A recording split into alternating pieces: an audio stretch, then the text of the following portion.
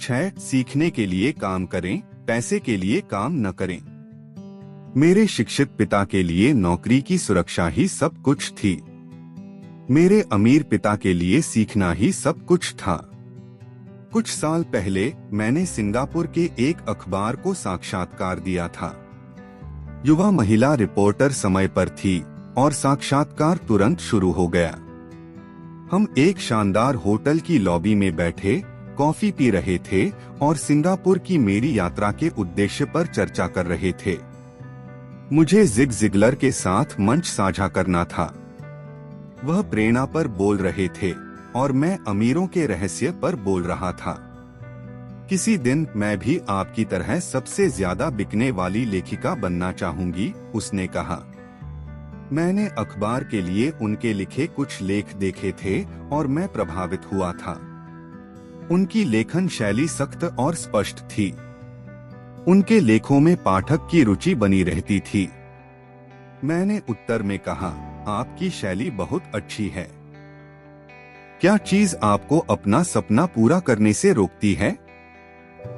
मेरा काम कहीं नहीं लगता, उसने धीरे से कहा। हर कोई कहता है कि मेरे उपन्यास उत्कृष्ट हैं, लेकिन ऐसा कुछ नहीं होता। इसलिए मैं अपना काम अखबार के साथ रखता हूँ। कम से कम यह बिलों का भुगतान करता है। क्या आपके कोई सुझाव है?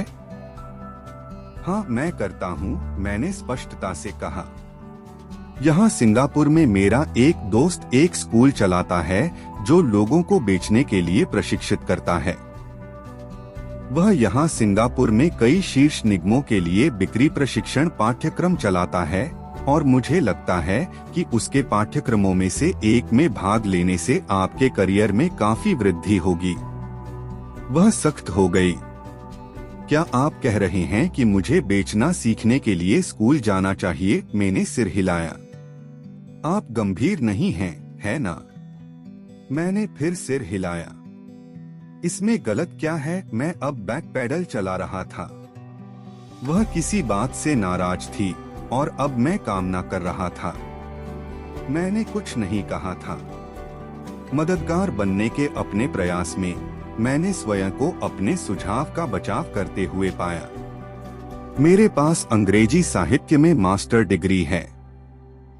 मैं विक्रेता बनना सीखने के लिए स्कूल क्यों जाऊंगा? मैं एक प्रोफेशनल हूँ। मैं एक पेशे में प्रशिक्षित होने के लिए स्कूल गया था ताकि मुझे सेल्स पर्सन बनना पड़े। मुझे सेल्स पर्सन से नफरत है। वे सब चाहत पैसा है। तो मुझे बताओ कि मुझे बिक्री का अध्ययन क्यों करना चाहिए? वह अपना ब्रीफकेस पैक कर रही थी। इंटरव्यू खत्म हो चुका था।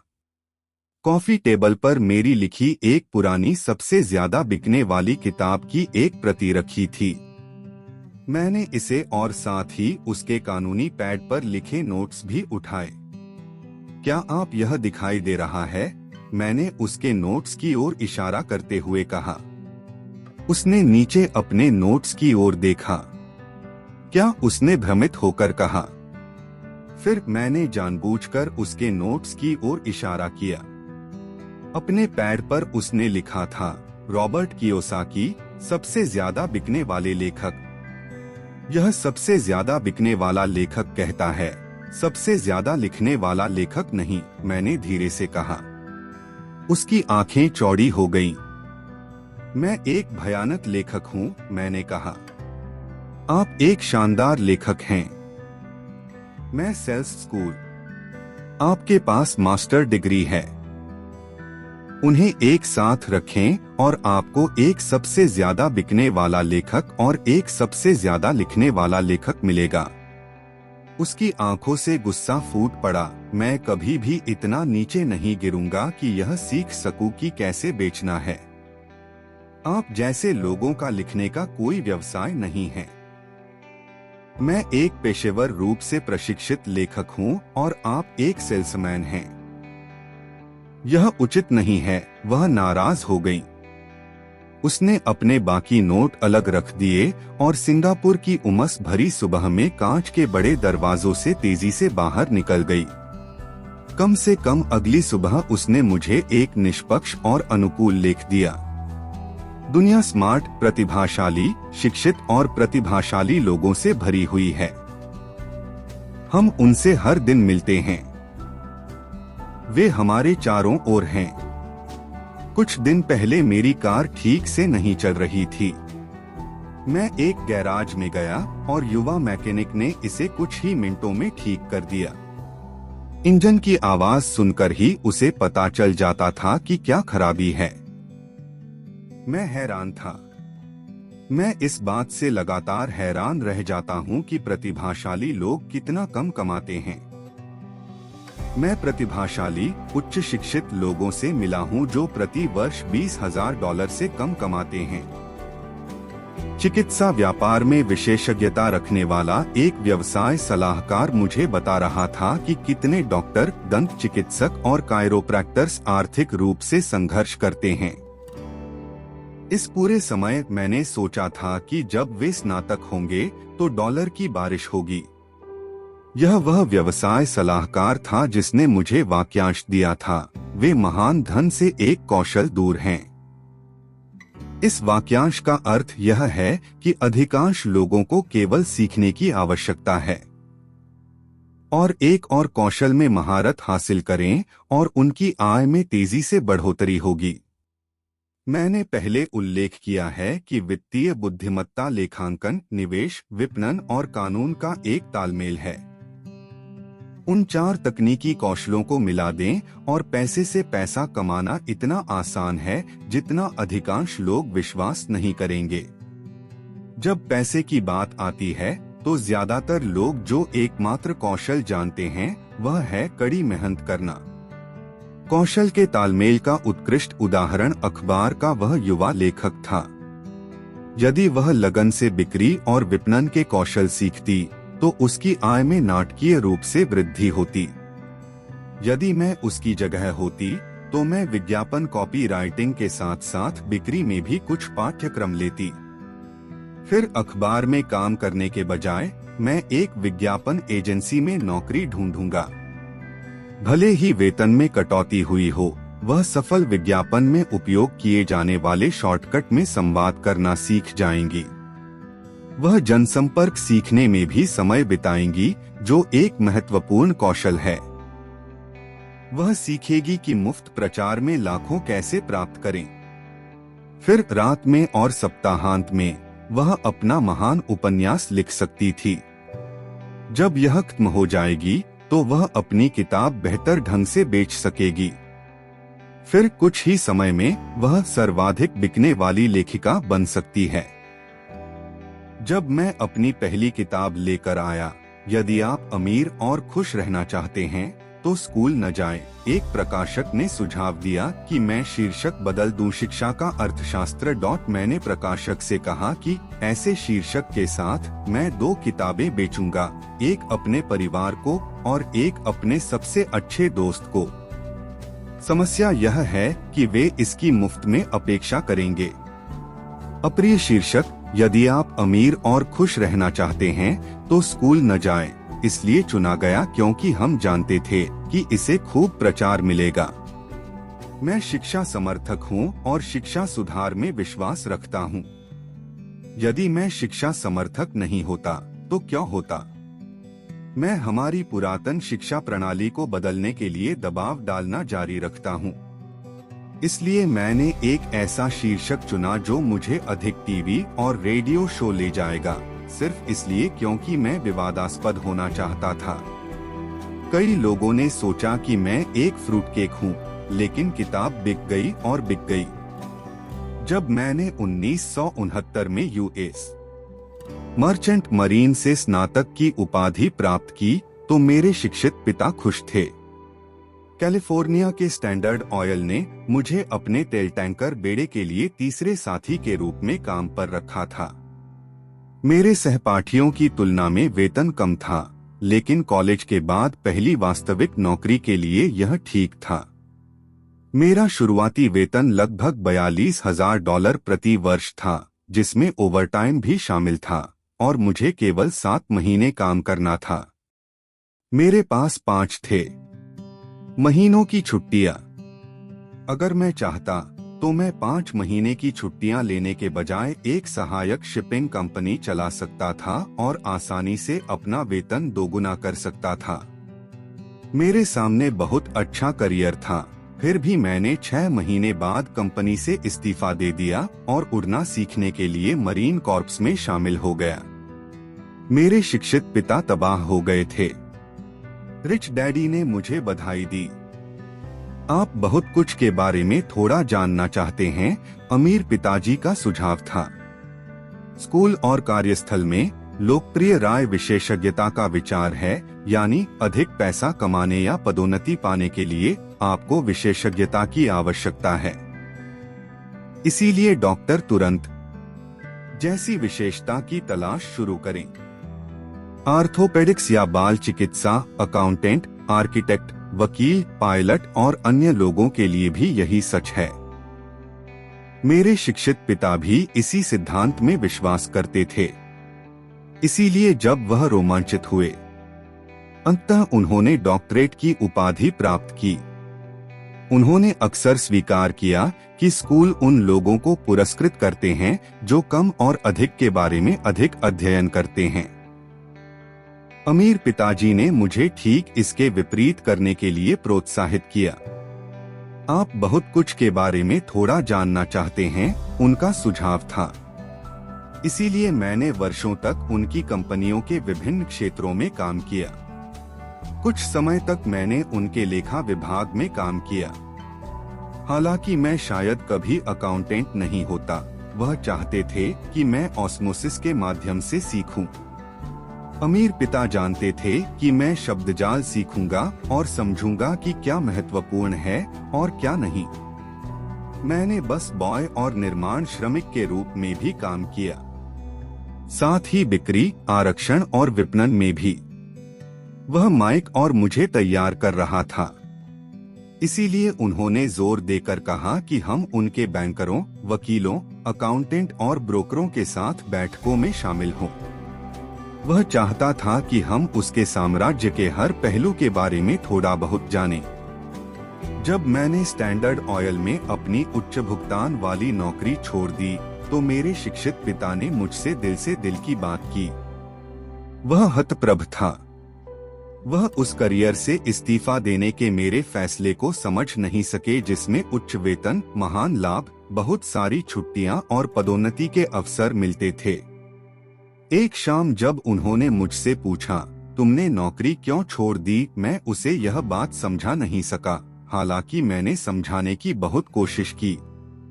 मेरा तर्क उनके तर्क में फिट नहीं बैठता था। बड़ी समस्या यह थी कि मेरा तर्क मेरे अमीर पिता का तर्क था। मेरे शिक्षित पिता के लिए नौकरी की सुरक्षा ही सब कुछ थी। मेरे अमीर पिता के लिए सीखना ही सब कुछ था। शिक्षित पिता ने सोचा कि मैं जहाज का अधिकारी बनने के लिए स्कूल गया हूँ। अमीर पिताजी जानते थे कि मैं अंतर्राष्ट्रीय व्यापार का अध्ययन करने के लिए स्कूल गया था। इसलिए एक छात्र के रूप में मैंने बड़े मालवाहक जहाजों, तेल टैंकरों और यात्री जहाजों को सुदूर पूर्व और दक्षिण प्रशांत तक ले जाते हुए कार्गो रन बनाए।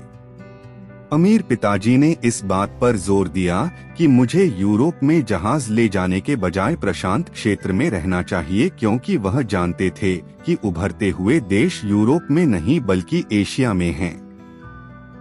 जबकि माइक सहित मेरे अधिकांश सहपाठी अपने बिरादरी के घरों में पार्टी कर रहे थे, मैं Japan, Taiwan, Thailand, Singapore, Hong Kong, Vietnam, Korea, Tahiti, Samoa और में व्यापार लोगों, व्यापार शैलियों और संस्कृतियों का अध्ययन कर रहा था। फिलीपींस मैं भी पार्टी कर रहा था, लेकिन यह किसी बिरादरी के घर में नहीं थी। मैं तेजी से बड़ा हुआ। शिक्षित पिता यह नहीं समझ पा रहे थे कि मैंने नौकरी छोड़कर मरीन कॉर्प्स में शामिल होने का फैसला क्यों किया। मैंने उससे कहा कि मैं उड़ना सीखना चाहता हूँ, लेकिन वास्तव में मैं सैनिकों का नेतृत्व करना सीखना चाहता था। अमीर पिताजी ने मुझे समझाया कि किसी कंपनी को चलाने का सबसे कठिन हिस्सा लोगों को प्रबंधित करना है। उन्होंने सेना में 3 साल बिताए थे। मेरे शिक्षित पिता ड्राफ्ट मुक्त थे। अमीर पिता लोगों को खतरनाक परिस्थितियों में ले जाने की सीख को महत्व देते थे। उन्होंने कहा, नेतृत्व वह है जो आपको आगे सीखने की जरूरत है। यदि आप एक अच्छे नेता नहीं हैं, तो आपको पीठ में गोली मार दी जाएगी, ठीक वैसे ही जैसे वे व्यवसाय में करते हैं। 1973 में वियतनाम से लौटते हुए मैंने अपना कमीशन त्याग दिया, भले ही मुझे उड़ान भरना पसंद था। मुझे जेरोक्स कॉर्प में नौकरी मिल गई। मैं इसमें शामिल हो गया। एक कारण, और यह लाभ के लिए नहीं था। मैं एक शर्मीला व्यक्ति था और बेचने का विचार दुनिया का सबसे भयावह विषय था। जेरोक्स का अमेरिका में सबसे अच्छे बिक्री प्रशिक्षण कार्यक्रमों में से एक है। अमीर पिताजी को मुझ पर गर्व था। मेरे शिक्षित पिता शर्मिंदा थे। एक बुद्धिजीवी होने के नाते उन्होंने सोचा कि विक्रेता उनसे नीचे थे। मैंने जेरोक्स के साथ 4 साल तक काम किया, जब तक कि मैंने दरवाजे खटखटाने और अस्वीकार किए जाने के डर पर काबू नहीं पा लिया। एक बार जब मैं लगातार बिक्री में शीर्ष 5 में रहने लगा, तो मैंने फिर से इस्तीफा दे दिया और एक उत्कृष्ट कंपनी में एक और शानदार करियर छोड़कर आगे बढ़ गया। जॉब जस्ट ओवर का संक्षिप्त रूप है। 1977 में मैंने अपनी पहली कंपनी बनाई। रिच डैडी ने माइक और मुझे कंपनियों को संभालने के लिए तैयार किया था, इसलिए अब मुझे उन्हें बनाना और उन्हें एक साथ रखना सीखना था। मेरा पहला उत्पाद नायलॉन और वेलक्रो वॉलेट सुदूर पूर्व में निर्मित किया गया था और एक गोदाम में भेजा गया था, न्यूयॉर्क में, जहां मैं गया था उसके पास। स्कूल को मेरी औपचारिक शिक्षा पूरी हो चुकी थी और अब मेरे पंखों को परखने का समय आ गया था। अगर मैं असफल हो गया तो मैं बर्बाद हो जाऊंगा। अमीर डैडी ने सोचा कि दिवालिया हो जाना ही बेहतर है। 30 से पहले आपके पास अभी भी ठीक होने का समय है, उनकी सलाह थी। मेरे 30वें जन्मदिन की पूर्व संध्या पर मेरी पहली खेप कोरिया से न्यूयॉर्क के लिए रवाना हुई। मैं आज भी अंतर्राष्ट्रीय स्तर पर व्यापार करता हूँ, और जैसा कि मेरे अमीर पिता ने मुझे ऐसा करने के लिए प्रोत्साहित किया, मैं उभरते देशों की तलाश करता रहता हूँ। आज मेरी निवेश कंपनी दक्षिण अमेरिकी देशों और एशियाई देशों के साथ साथ नॉर्वे और रूस में भी निवेश करती है। एक पुरानी कहावत है, जॉब जस्ट ओवर ब्रोक रूप है। दुर्भाग्य से मैं कहूँगा कि यह लाखों लोगों पर लागू होता है। चूंकि स्कूल यह नहीं मानता कि वित्तीय बुद्धिमत्ता कोई बुद्धिमत्ता है, अधिकांश कर्मचारी अपनी क्षमता के भीतर रहते हैं। वे काम करते हैं और बिलों का भुगतान करते हैं। एक और भयानक प्रबंधन सिद्धांत है जो कहता है, श्रमिक इतनी मेहनत करते हैं कि उन्हें निकाला न जाए, और मालिक इतना भुगतान करते हैं कि श्रमिक नौकरी नहीं छोड़ेंगे। और यदि आप अधिकांश कंपनियों के वेतनमानों को देखें, तो मैं फिर से कहूंगा कि इस कथन में कुछ हद तक सच्चाई है। इसका शुद्ध परिणाम यह होता है कि अधिकांश श्रमिक कभी आगे नहीं बढ़ पाते। वे वही करते हैं जो उन्हें सिखाया गया है, एक सुरक्षित नौकरी प्राप्त करें। अधिकांश कार्यकर्ता किस पर ध्यान केंद्रित करते हैं? वेतन और लाभों के लिए काम करना जो उन्हें अल्पावधि में पुरस्कृत करते हैं, लेकिन लंबे समय में अक्सर विनाशकारी होते हैं। इसके बजाय मैं युवाओं को सलाह देता हूं कि वे जितना सीखेंगे उससे कहीं ज्यादा जो वे कमाएंगे उसके लिए काम तलाशें। किसी विशिष्ट पेशे को चुनने से पहले और चूहे की दौड़ में फंसने से पहले देखें कि वे कौन से कौशल हासिल करना चाहते हैं। एक बार जब लोग बिल भुगतान की आजीवन प्रक्रिया में फंस जाते हैं, तो वे उन धातु के पहियों में इधर उधर दौड़ने वाले छोटे हैमस्टर की तरह बन जाते हैं। उनके छोटे रोएंदार पैर तेजी से घूम रहे हैं, पहिया तेजी से घूम रहा है, लेकिन कल सुबह आओ, वे अभी भी अंदर होंगे। वही पिंजरा। अच्छा काम। फिल्म में जेरी मैगुइर, टॉम क्रूज अभिनीत कई बेहतरीन वन लाइनर हैं। संभवतः सबसे यादगार है मुझे पैसे दिखाओ, लेकिन एक पंक्ति है जो मुझे सबसे सच्ची लगी। यह उस दृश्य से आता है जहां टॉम क्रूज कंपनी रहे हैं। उसे अभी अभी निकाल दिया गया है और वह पूरी कंपनी से पूछ रहा है कौन मेरे साथ आना चाहता है, और पूरी जगह खामोश और जमी हुई है। केवल एक महिला बोलती है और कहती है, मैं चाहूंगी, लेकिन 3 महीने में मेरी पदोन्नति होनी है। वह बयान शायद पूरी फिल्म में सबसे सच्चा बयान है। यह एक प्रकार का कथन है जिसका उपयोग लोग खुद को व्यस्त रखने, बिलों का भुगतान करने के लिए करते हैं। मैं जानता हूं कि मेरे शिक्षित पिता हर साल अपनी वेतन वृद्धि का इंतजार करते थे और हर साल उन्हें निराशा ही हाथ लगती थी। इसलिए वह अधिक योग्यता अर्जित करने के लिए स्कूल वापस जाएगा ताकि उसे एक और वेतन वृद्धि मिल सके। फिर एक और निराशा होगी। मैं अक्सर लोगों से यह सवाल पूछता हूँ, यह दैनिक गतिविधि आपको कहाँ ले जा रही है? बिल्कुल छोटे हमस्टर की तरह। मुझे आश्चर्य होता है कि क्या लोग यह देखते हैं कि उनकी कड़ी मेहनत उन्हें कहाँ ले जा रही है। भविष्य कैसा है? उनकी किताब में सेवानिवृत्ति मिथक क्रेग एस कार्पेल लिखते हैं, मैंने एक प्रमुख राष्ट्रीय पेंशन परामर्श फर्म के मुख्यालय का दौरा किया और एक प्रबंध निदेशक से मुलाकात की जो शीर्ष प्रबंधन के लिए शानदार सेवानिवृत्ति योजनाएं डिजाइन करने में माहिर हैं। जब मैंने उनसे पूछा कि जिन लोगों के पास कोने में कार्यालय नहीं है, वे पेंशन आय के रास्ते में क्या उम्मीद कर पाएंगे, तो उन्होंने आत्मविश्वास भरी मुस्कान के साथ कहा, द सिल्वर। मैंने पूछा, द सिल्वर बुलेट? उसने कंधे उचकाए और कहा, अगर बेबी बूमर्स को पता चलता है कि बड़े होने पर उनके पास जीवनयापन के लिए पर्याप्त पैसा नहीं है, तो वे हमेशा अपना दिमाग खराब कर सकते हैं।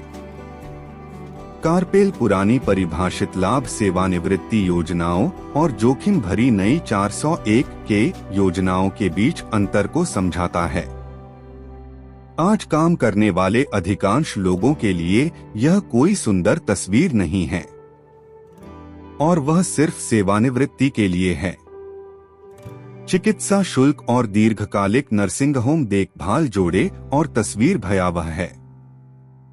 पहले से ही सामाजिक चिकित्सा वाले देशों में कई अस्पतालों को कठोर निर्णय लेने की जरूरत है, जैसे कौन जीवित रहेगा और कौन मरेगा। वे यह निर्णय पूरी तरह से इस आधार पर लेते हैं कि उनके पास कितना पैसा है और मरीजों की उम्र कितनी है। यदि रोगी बूढ़ा है तो वे अक्सर किसी युवा को चिकित्सा देखभाल देंगे। बुजुर्ग गरीब मरीज को लाइन में सबसे पीछे खड़ा कर दिया जाता है। जिस तरह अमीर बेहतर शिक्षा का खर्च उठा सकते हैं, उसी तरह अमीर खुद को जीवित रखने में सक्षम होंगे, जबकि जिनके पास कम संपत्ति है वे मर जाएंगे। तो मुझे आश्चर्य है, क्या कर्मचारी भविष्य की ओर देख रहे हैं या अपनी अगली तनख्वाह तक कभी यह सवाल नहीं कर रहे हैं कि वे कहाँ जा रहे हैं? जब मैं उन वयस्कों से बात करता हूँ जो अधिक पैसा कमाना चाहते हैं, तो मैं हमेशा यही सलाह देता हूँ। मेरा सुझाव है कि उनके जीवन पर एक लंबा नजरिया रखें। केवल पैसे और सुरक्षा के लिए काम करने के बजाय, जो मैं मानता हूं कि महत्वपूर्ण है, मेरा सुझाव है कि वे दूसरी नौकरी करें जो उन्हें दूसरा कौशल सिखाएगा। यदि वे बिक्री सीखना चाहते हैं, तो अक्सर मैं एक नेटवर्क मार्केटिंग कंपनी, जिसे मल्टीलेवल मार्केटिंग भी कहा जाता है, से जुड़ने की सलाह देता हूँ।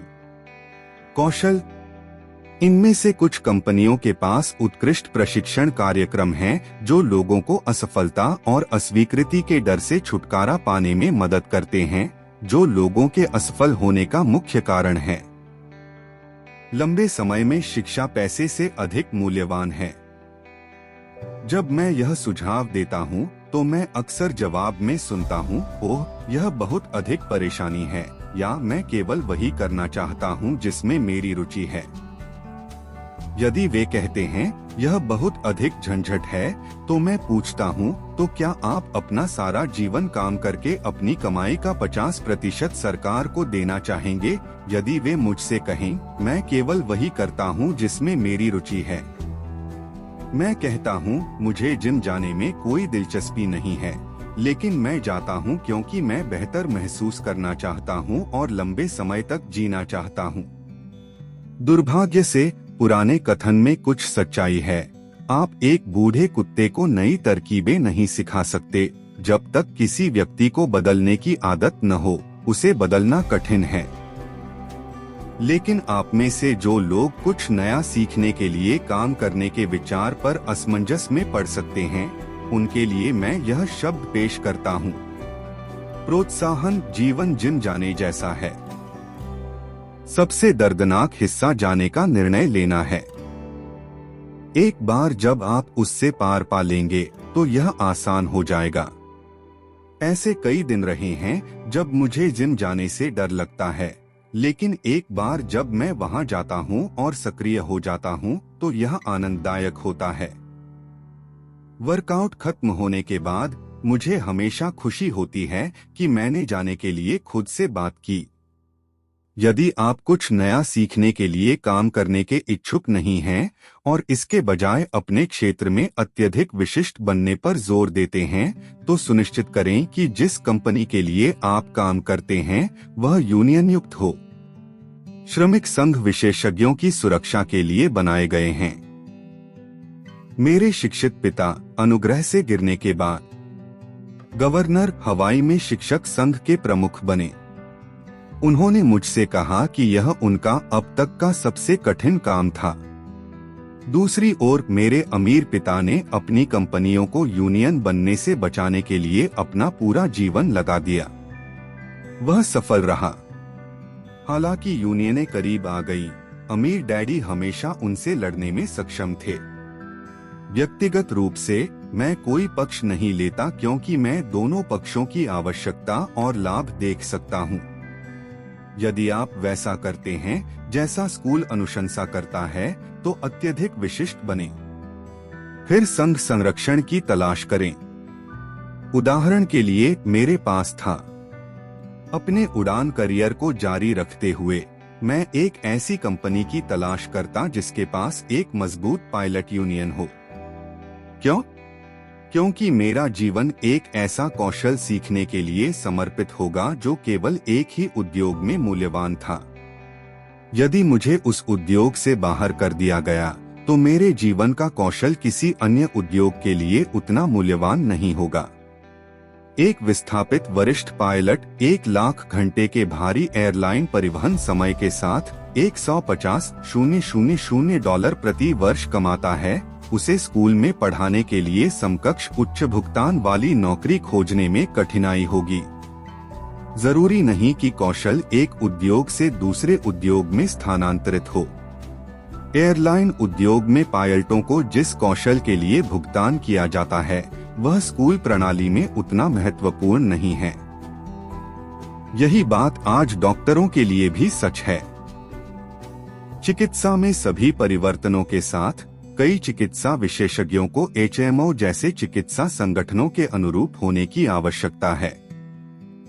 स्कूली शिक्षकों को निश्चित रूप से संघ का सदस्य होना आवश्यक है।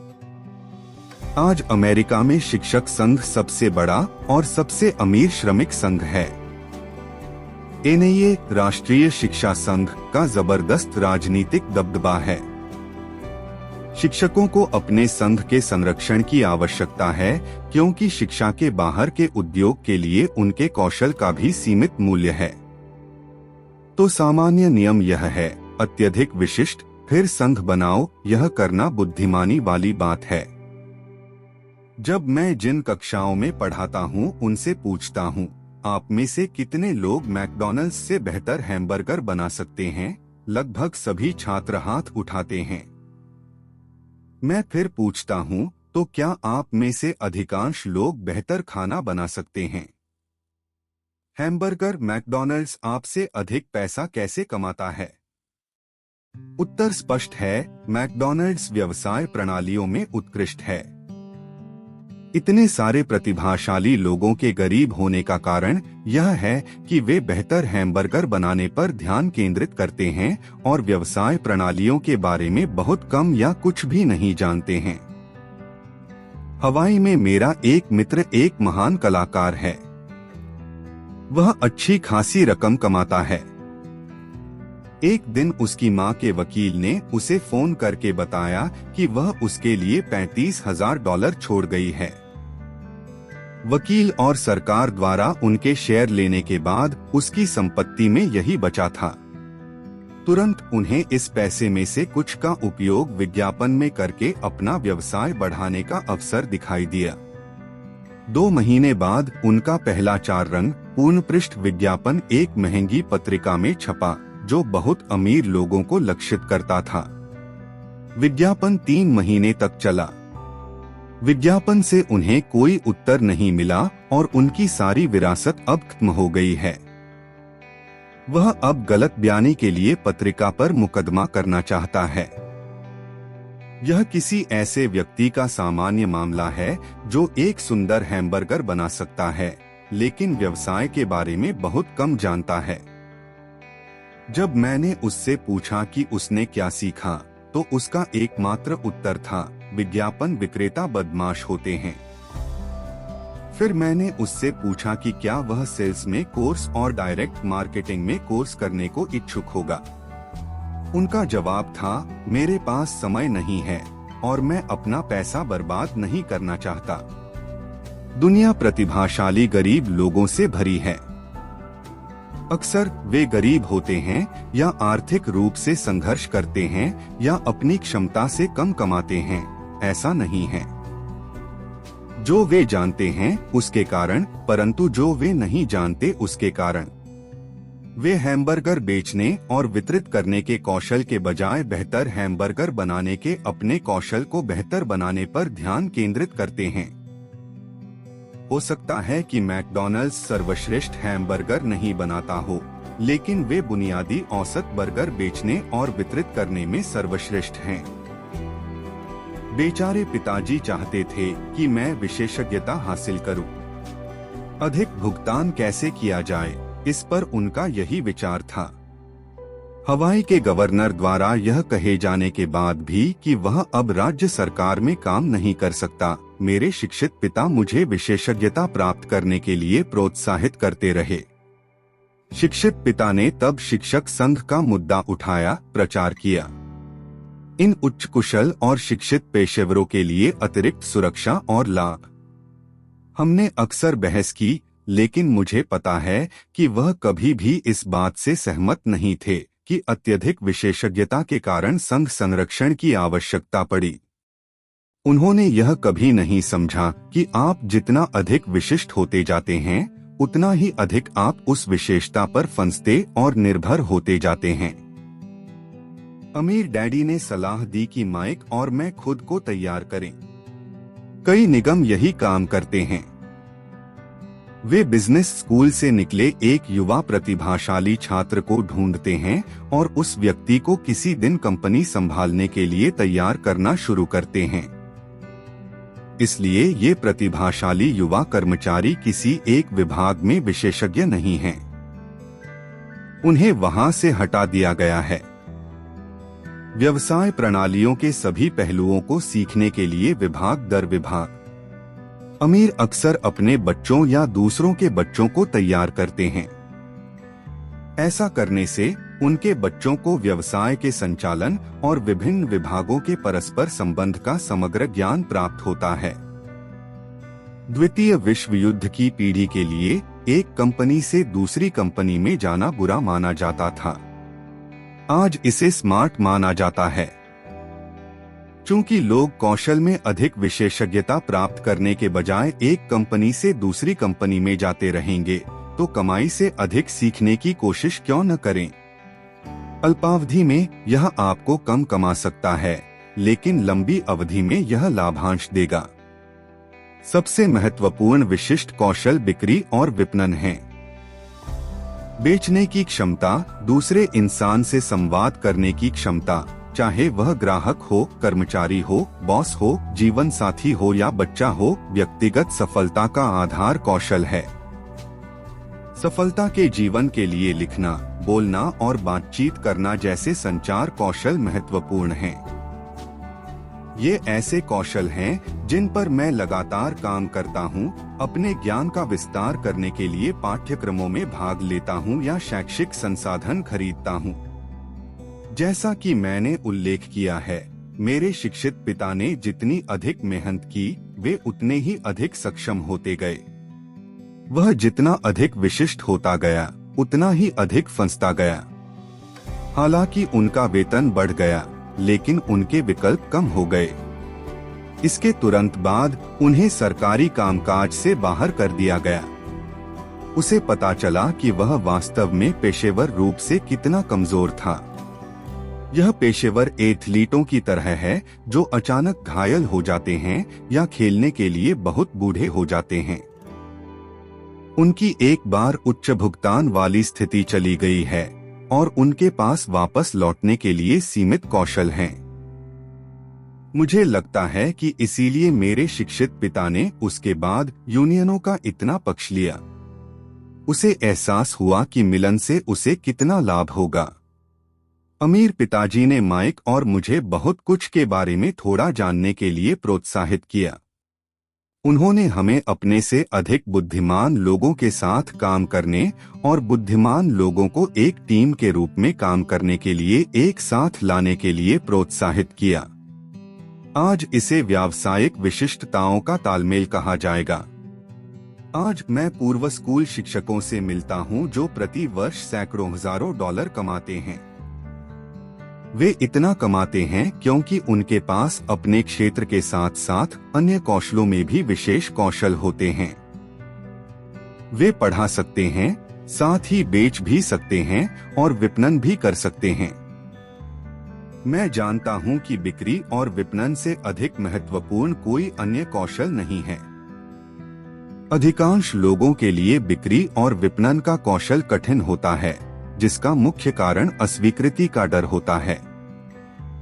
बेहतर आप संवाद कर रहे हैं, बातचीत कर रहे हैं और अस्वीकृति के डर से निपट रहे हैं, जीवन उतना ही आसान है। जैसे मैंने उस अखबार लेखक को सलाह दी थी जो सबसे ज्यादा बिकने वाला लेखक बनना चाहता था, मैं आज किसी और को सलाह देता हूँ।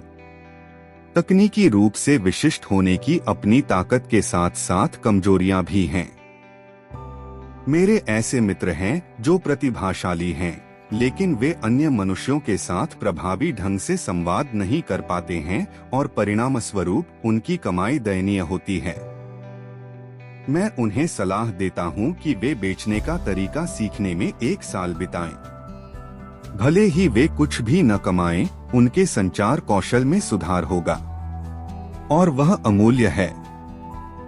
अच्छे शिक्षार्थी, विक्रेता और विपणक होने के अलावा हमें अच्छे शिक्षक और अच्छे छात्र भी बनना होगा। वास्तव में अमीर बनने के लिए हमें देने के साथ साथ प्राप्त करने में भी सक्षम होना चाहिए। वित्तीय या व्यावसायिक संघर्ष के मामलों में अक्सर देने और लेने की कमी होती है।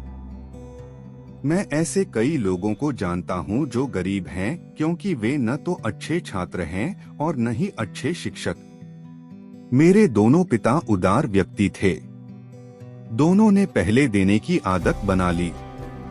शिक्षण देना उनके देने के तरीकों में से एक था।